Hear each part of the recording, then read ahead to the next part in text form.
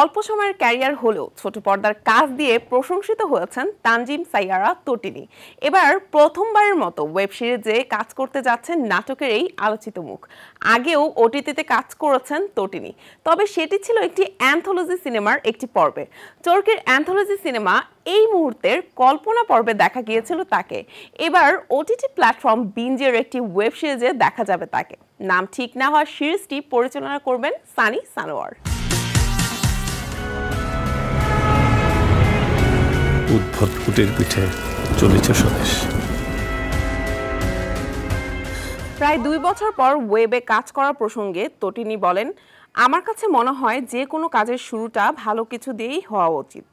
আমি কল্পনা দিয়ে ওটিটিতে শুরু করেছিলাম, এর মধ্যে অনেক কাজেরই প্রস্তাব পেয়েছি, করিনি।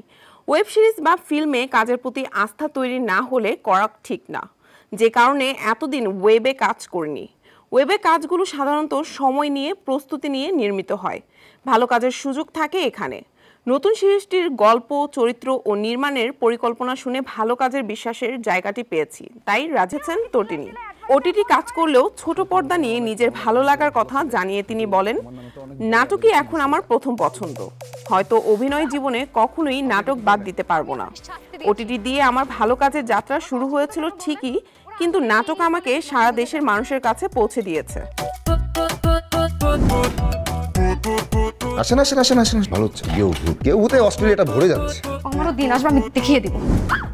নাটকের প্রতি ভালোবাসা থাকলেও বেছে কাজ করতে চান তিনি। এ কারণেই অন্যবারের চেয়ে গত ঈদে কম সংখ্যক নাটকে অভিনয় করেছেন তিনি।